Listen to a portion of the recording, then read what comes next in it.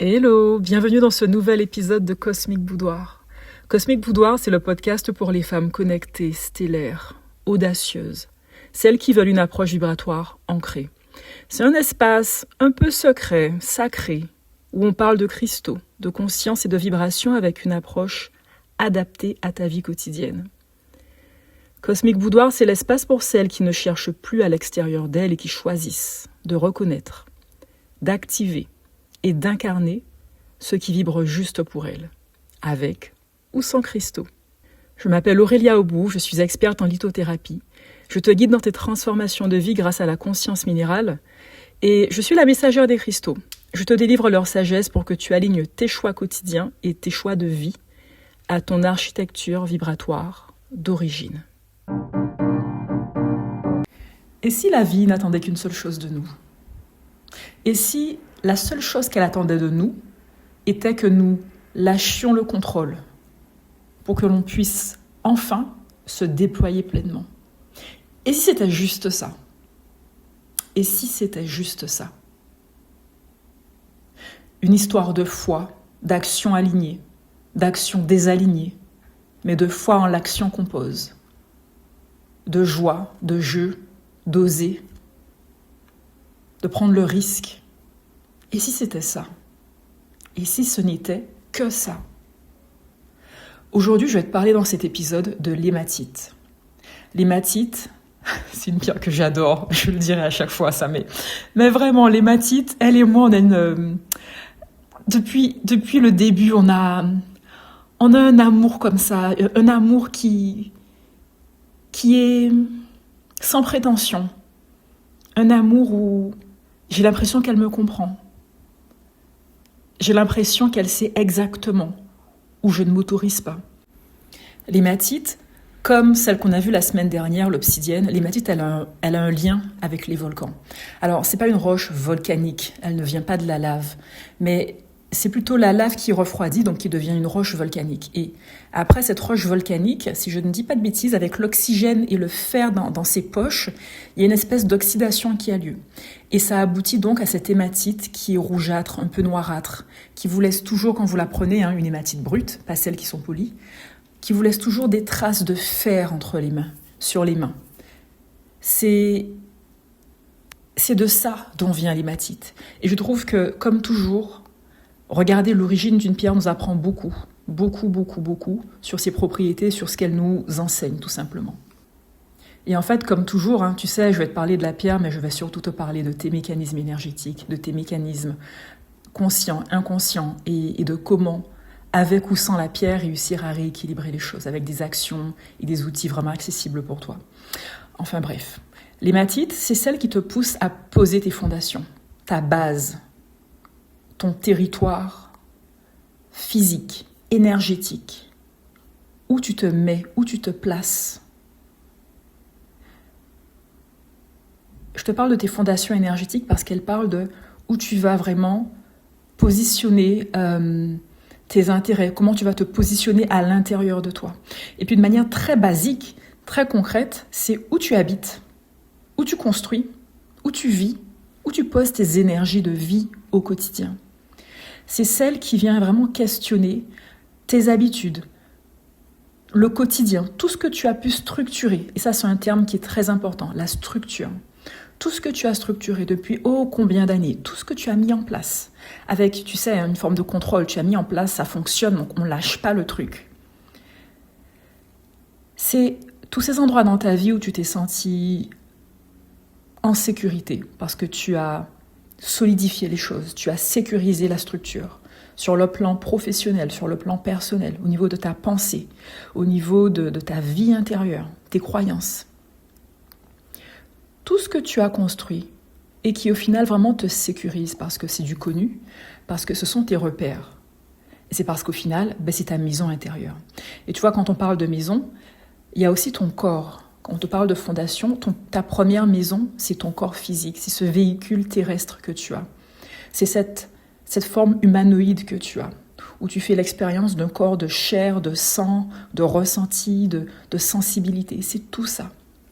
Et tu vois, l'hématite, elle est composée, je crois, à 98%, si ce n'est pas 99%, entre 98 et 99% de fer. Donc le fer, F-E-R, qu'on retrouve vraiment dans le sang, dans le sang qu'on porte en nous. Et il y a un lien avec le fait de faire les choses, F-A-I-R-E, l'action qu'on fait. L'hématite, en fait, s'il y a une chose qu'elle va t'apprendre, c'est certes à structurer ce que tu fais, avec solidité, avec une forme de vision, avec une forme de confiance, avec force. Elle te réconcilie, elle te reconnecte à ta force d'action, à ta force d'impact, à ta puissance d'impact quand tu fais les choses. À ce côté entrepreneur, on te dit souvent que c'est la pierre des businessmen, businesswomen et des entrepreneurs tout court. Parce que, de manière générale, ce sont des gens qui ont une vision et qui la posent dans la matière. Qui ont une idée et qui la posent dans la matière. Et qui n'attendent pas que ce soit hyper bien défini dans leur esprit. Ils posent, ils font, ils créent. Et, c'est là où ça devient intéressant, quand ça fonctionne, l'entrepreneur va avoir tendance à consolider, à ne pas vouloir que ça bouge, pour certains, pas tous. Et puis quand ça ne fonctionne pas comme il veut, au contraire, il va être perpétuellement en mouvement pour trouver des solutions. Et l'hématite, c'est ce qu'elle nous apprend. Elle nous apprend que oui, tu structures, et la structure, elle est essentielle. Pour que ton corps puisse être en mouvement, il a une structure qui est rigide, qui est le squelette. Donc oui, structurer va être essentiel. Le fait d'avoir des repères, d'avoir des, entre guillemets, des normes, d'avoir une base, d'avoir des fondations hyper solides, ça va être essentiel. Mais dans ton business, dans ton travail, tout comme dans ta vie personnelle et dans ta vie intérieure, pour que les choses restent solides, pour que les choses soient pérennes, tu seras invité à mettre du mouvement, à faire évoluer les choses. Et donc à ne pas rigidifier ta structure. Plus tu vas être dans une forme de contrôle, d'exigence, où le mouvement ne peut pas se faire avec facilité, plus ta structure risque de casser. C'est pour ça que dans notre corps humain, même si on a une structure qui est solide, on a aussi toutes ces articulations qui permettent qu'on puisse bouger avec une forme de souplesse. Chaque élément a sa fonction. L'hématite, c'est ce qu'elle t'apprend. Et dans ta vie et dans notre vie, c'est ce qu'on doit apprendre. C'est structurer tout en laissant la vie danser avec nous. Et en faisant place aussi à l'imprévu, en faisant place au mouvement. Et ça demande un sacré lâcher-prise. Un gros lâcher-prise par rapport à la matière, un gros lâcher-prise par rapport au monde physique, donc la matière, un gros lâcher-prise par rapport à nous-mêmes, ce qu'on pense être, qui on pense être, ce qu'on pense devoir faire. En fait, toutes ces barrières qu'on a pu se mettre, qui nous servent de rambarde de sécurité, mais qui peuvent aussi nous bloquer dans notre cheminement. Le fait de te mettre en mouvement, c'est ce qui va te permettre aussi de retrouver ta structure d'origine. C'est-à-dire que rigidifier ne te permettra pas. C'est-à-dire que le côté rigide ne permet pas le mouvement, ne permet pas la libre circulation des flux. Et quand je te parle de flux, ça peut être autant dans ton corps, donc les flux, le sang, la lymphe, tout ce qui est propre au bon fonctionnement du corps, mais c'est aussi les flux au niveau de l'argent, au niveau financier, au niveau matériel. C'est vraiment laisser circuler les éléments. En fait, cette pierre, cette hématite, à la fois, c'est la structure et le lâcher-prise. La rigueur et la souplesse. La solidité et le mouvement. Et ce sont des aspects qui sont complémentaires. Pour que l'un puisse fonctionner pleinement, il a besoin de l'autre. Et tu vois, le fait qu'on ait tendance un peu à opposer ces notions fait que quelquefois, dans ce qu'on a à faire, notamment au niveau de l'entrepreneuriat, elle parle beaucoup d'entrepreneuriat, cette pierre, on peut se sentir illégitime par rapport à ce qu'on a décidé de faire. Il peut y avoir ce sentiment d'illégitimité. Et cette pierre, ce qu'elle nous enseigne, c'est que ton illégitimité, ton sentiment d'illégitimité, il ne partira pas du jour au lendemain. Mais il ne faut pas qu'il t'empêche de faire ce que tu as à faire. Et c'est ce qui est beau, c'est-à-dire que tu as cette espèce de rigueur en lien avec ce sentiment qui est là, qui t'habite et qui vient vraiment te travailler sur le plan émotionnel. Il a le droit d'exister. Et toi, à côté de ça, c'est décider de te mettre en mouvement, en action. Peu importe. Peu importe la structure mentale que tu as créée autour du fait d'entreprendre ou pas. Peu importe la structure mentale que tu as créée autour de ton sentiment de légitimité. C'est peu importe ce qui se passe dans la structure, je décide de mettre du mouvement. Et c'est ce mouvement qui amène la vie. Et c'est ce mouvement qui amène la prospérité. Et c'est ce même mouvement qui amène la joie. Quand il n'y a plus de mouvement dans la vie, en fait, c'est la mort. Et même dans la mort, ça bouge encore. Donc pour moi, l'hématite, elle nous parle aussi de foi. C'est même si j'ai peur, même si je tremble, même si je me sens pas capable, illégitime, et malgré toutes les histoires que je peux me raconter, j'ai assez foi en moi, assez foi en la vie pour me lancer, pour sauter en parachute, pour y aller. Et c'est là où pour moi, elle parle aussi de force vitale. Alors c'est vrai que c'est une pierre qui, comme je disais, travaille elle est composée de fer, donc elle travaille sur le sang. Et tout ce qui touche au sang, c'est l'énergie de vie, c'est la force vitale. Quand on n'a pas de fer dans le corps, quand on est anémié, on se sent toujours fatigué. Donc avoir du fer nous permet de retrouver une énergie vitale. Et ce qui est intéressant, c'est qu'elle est aussi reliée à la mort, parce que c'est l'énergie du phénix, c'est mort et renaissance. Donc dans ce que tu crées, où est-ce que tu ne t'autorises pas à mourir? Où est-ce que tu ne t'autorises pas à certains moments à lâcher prise, à mettre fin à un fonctionnement? Peut-être un système que tu utilises dans ton quotidien et qui ne fonctionne plus aussi bien. C'est-à-dire qu'il a fonctionné pendant certaines années et aujourd'hui, il est temps de passer à autre chose, ou différemment, de te réinventer. Le phénix, il renaît de ses cendres. Il ne renaît pas du vide, non. Il a été, il est mort, il est devenu cendre et il renaît de ça. N'aie pas peur de te réinventer. N'aie pas peur de, peut-être dans certains cas, changer de voie ou de changer simplement ta façon de fonctionner, d'aborder la vie, de t'aborder, d'aborder ta sphère professionnelle aussi. Plus tu seras ouverte à ce changement, aux fluctuations, plus tu seras dans la prospérité financière, matérielle, spirituelle, au niveau des idées, et plus tu pourras les mettre dans la matière pour après faire germer de nouvelles graines, de nouvelles plantes, encore et encore. C'est un espèce de cercle vertueux. Tu structures, tu as peur de perdre, tu rigidifies, alors là c'est la mort assurée. Tu structures, tu rigidifies, on passe tous par là, tu rigidifies un peu, mais voilà, tu arrives à lâcher prise, à mettre du mouvement et à recréer à partir de tes cendres, et en fait tu remets une nouvelle forme de vie. Et un truc tout simple, c'est que quand on fait du jardinage, on préconise à certains moments de mettre de la cendre au pied des plantes. Parce que ça leur fait du bien, ça leur permet de repartir, d'être encore plus belles, de se nourrir, etc., etc. C'est quand même beau de mettre de la cendre au pied des plantes. Et c'est la même chose. Tu vas brûler ce qui a existé, mais tu ne vas pas jeter tes cendres, tu vas les récupérer. Pour nourrir, ça servira de terreau pour ce que toi tu auras à faire germer en partant de ces cendres ou pour simplement venir alimenter un nouveau projet, une nouvelle direction que tu prends. Tu ne repars pas de zéro. Tu ne repars pas de zéro. Et tu vois, dans cette notion de structure et de lâcher prise, ça nous parle beaucoup d'entrepreneuriat parce que le bâtisseur, le créateur est quelqu'un qui va avoir une idée, qui va structurer et qui va quelquefois détruire ce qu'il a créé pour pouvoir recréer autre chose. Dans le milieu de la lithothérapie, on parle de l'hématite comme étant la pierre du bâtisseur d'empire, de la personne qui crée grand, haut et fort, parce qu'il a simplement les ressources énergétiques pour faire à cette ampleur, à cette dimension. Selon moi, le fait de structurer les choses et de ne pas s'autoriser le changement dans sa structure pro ou perso, voire les deux, c'est pour moi synonyme de peur. De peur de passer à autre chose, de peur de ne pas y arriver.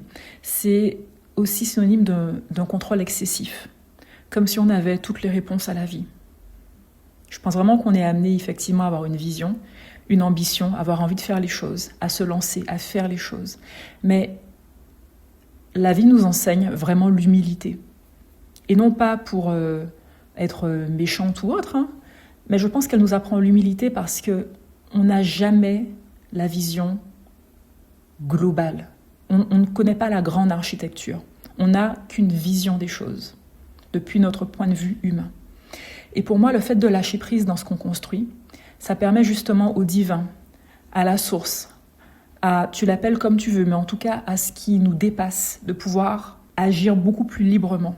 Quand tu contrôles et que tu rigidifies tout, il n'y a pas vraiment de place pour l'improbable, pour la surprise, pour une évolution, pour une opportunité, pour une rencontre qui n'aurait peut-être pas eu lieu si tu t'étais obstiné à tenir ton plan d'action exactement comme tu l'avais marqué.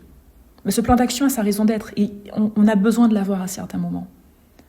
Tout en se laissant des fenêtres pour laisser le divin, pour laisser la vie agir. Parce qu'elle agit toujours. Et quand on a planté 1001 graines dans une direction, alors on a renforcé un axe. Et si cet axe est juste pour nous, alors la vie, ce qu'elle nous amène comme surprise, dans notre lâcher-prise, ira dans ce sens-là. Ça nous aidera en fait. Et ce qu'on pensait qu'il allait prendre peut-être 1 an, 6 ans, 10 ans, pourra se faire beaucoup plus rapidement. Pourquoi pas en 1 mois? C'est une idée. Et puis cette énergie de mouvement nous pousse à certains moments à nous remettre en question de façon permanente. Alors, ça peut s'apparenter à de la rumination mentale, mais ça n'en est pas toujours. Disons qu'on a cette capacité à voir un sujet sous différents angles. Et c'est la vision de ces angles différents qui nous permet d'accoucher de nouvelles idées, de nouvelles façons de fonctionner, de redonner vie à quelque chose qui était déjà présent depuis longtemps, de faire mourir une façon de faire ou d'être pour en créer une autre. Et quand on est dans le contrôle de manière perpétuelle, à un moment donné, il y a comme une rupture dans notre structure de vie, dans nos systèmes, dans nos fonctionnements. Parce que rien n'est censé rester figé. Et cette rupture permet simplement de remettre du nouveau, permet simplement de remettre de la vie, de recréer un nouveau fonctionnement. Alors je sais que tu dois sûrement avoir toujours cette envie de structurer parce que c'est ce dont, dans nos sociétés, surtout en 2026, on parle beaucoup, la structure, structurer, etc., les systèmes, etc. Et je pense vraiment qu'il en faut. Ça c'est un avis très personnel, je pense qu'il en faut. Et qu'il faut, à la même échelle, se lâcher prise. Il faut les repères, on a besoin de ces repères. On a besoin de cette structure, de ces fondations. Et de pouvoir simplement danser la salsa avec ses fondations, danser la salsa avec ses repères, les faire bouger d'endroits, même s'ils restent des piliers essentiels à notre vie. C'est trouver une stabilité dans le mouvement. C'est ça, c'est trouver la stabilité dans le mouvement. Le combo gagnant, c'est de trouver la stabilité dans le mouvement. C'est de danser avec tes fondations. Alors oui, elles pourront changer un peu de place, mais elles resteront toujours bien verticales, bien debout, bien solides. Et c'est en étant dans ce mouvement permanent que ta création arrivera à se déployer et que toi-même, tu te déploieras encore et encore. Je te parle beaucoup de l'entreprise, mais c'est toi d'abord aussi. C'est en étant dans ce mouvement permanent que toutes tes structures de vie vont se déployer, vont se développer. Et vont s'épanouir aussi, avec beaucoup moins de tension. Parce que le contrôle, on va pas se mentir, ça crée de la tension dans le corps. Ça crée de la tension dans nos façons de penser. Ça peut rigidifier aussi notre état d'esprit. Et s'autoriser à faire quelque chose de différent, d'inédit pour nous dans nos vies, ou de simplement différent dans notre quotidien, tout de suite, ça ouvre de nouvelles perspectives. Je vais te prendre un exemple très simple. Tu as l'habitude d'avoir ton planning de la semaine et tu sais par exemple que le lundi c'est ça, mardi c'est ça, non, jusqu'à dimanche. Tout est planifié de lundi à dimanche. Il n'y a pas une fenêtre de spontanéité. Waouh! Alors je pense qu'il y en a que ça rassure. Et à certains moments dans la vie, effectivement, nos plannings sont comme ça parce qu'il y a beaucoup de choses en même temps. Mais on est d'accord que sur du long terme, en ayant cette organisation, on craque. On craque. Ça peut être le burn-out, ça peut être le corps qui lâche, ça peut être 1001 choses. On craque. Alors que si tu gardes toujours ce planning hyper structuré avec tes fondations, tes piliers, fondateurs, mais qu'à côté de ça, tu t'autorises une plage horaire par-ci, tu t'autorises une plage horaire par-ci, une plage horaire par-là, où c'est le vide total, où la création peut vraiment, la création avec un grand C peut vraiment s'exprimer, alors tu verras que sur du long terme, tu tiendras bien plus facilement, que l'effort ne se fera peut-être même pas sentir, et que le déploiement de tes projets, de ta personne, de tes relations, se fera avec une grande facilité. En fait, l'hématite, ce qu'elle nous apprend, c'est à construire avec légèreté.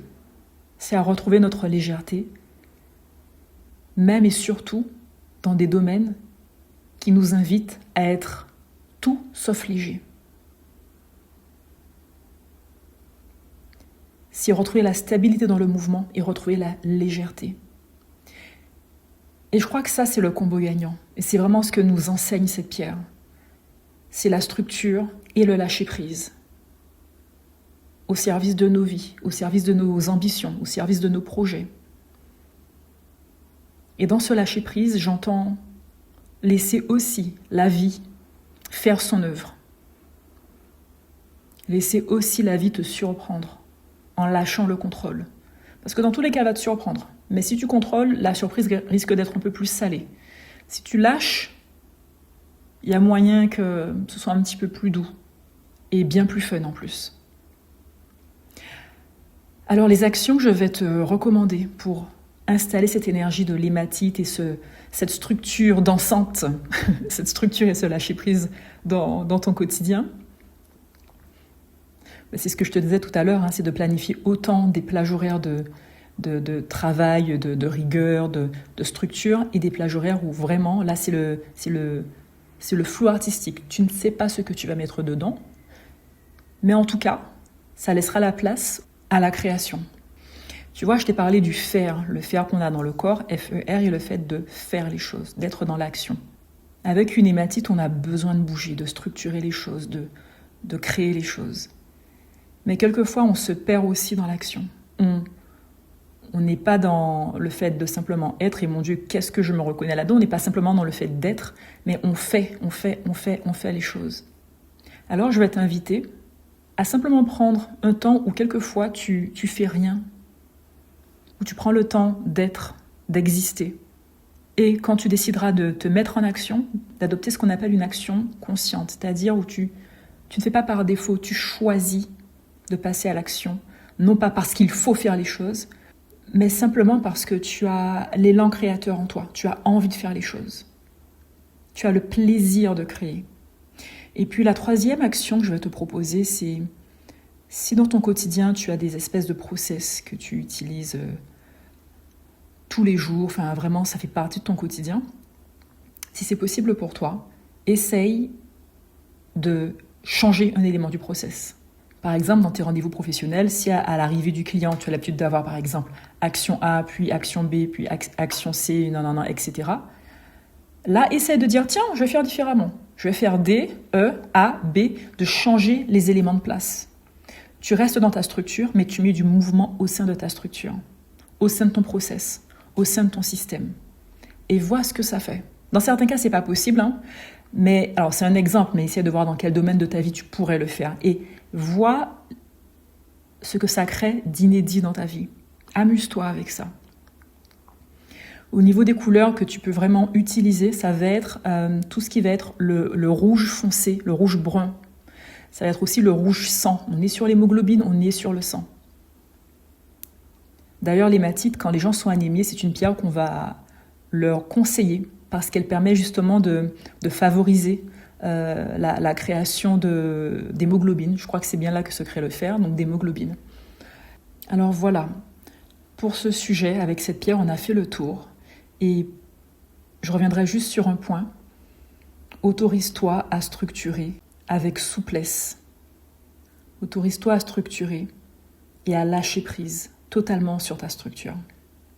C'est contre-intuitif, mais juste pour le fun, observe ce que ça fait dans ta vie. Amuse-toi. Et puis, il y a un dernier point que je n'ai pas du tout abordé avec vous et qui est pourtant très important, c'est que l'hématite, vu qu'elle travaille vraiment sur l'énergie vitale, forcément, il y a un lien avec la sexualité. En plus, un sujet comme ça, je l'aborde à la fin, vraiment. Elle travaille vraiment sur la sexualité et quand on est hématite, quand on porte cette énergie en soi, la sexualité, ça va être un élément fondateur pour justement nous aider à lâcher prise dans nos fonctionnements quotidiens. Ça va être aussi un élément qui va nous permettre de nous reconnecter à notre énergie vitale, à notre force de vie. Et quand cette sexualité est vécue, expérimentée en conscience, et on sait tous aujourd'hui combien la sexualité est un domaine de nos vies en tant qu'être humain qui nous permet de créer, d'expanser, de s'amuser, de rencontrer. Mais on parle du chakra racine quand même. On parle du chakra fondateur, tout comme l'hématite, on parle des fondations. Quand c'est une sexualité qui est consciente, imaginez ce qu'on peut faire, en conscience. Alors voilà, je terminerai cet épisode sur cette note un peu plus intime, légèrement plus épicée. Le mot de la fin pour moi, ce serait simplement de t'amuser avec tes structures. Amuse-toi, vois, expérimente. Sois ce magicien qui s'amuse et qui ne reste pas figé dans une forme de perfectionnisme et surtout ne reste pas figé dans ses habitudes. Tout simplement. Amuse-toi, quoi. Alors, je te souhaite une belle journée et je te dis à mercredi prochain. Ça y est, cet épisode est déjà terminé. Alors, pour continuer ton cheminement de conscience avec les cristaux, rejoins-moi sur Instagram, @AureliaAubout. Tu peux aussi t'abonner sur la plateforme d'écoute que tu utilises et surtout, partage cet épisode à l'amie à laquelle tu penses maintenant. Tu sais, celle qui aurait bien besoin d'entendre ce podcast-là. Et nous, on se retrouve la semaine prochaine. On se retrouve mercredi prochain plus précisément pour un nouvel épisode de Cosmique Boudoir. Bisous!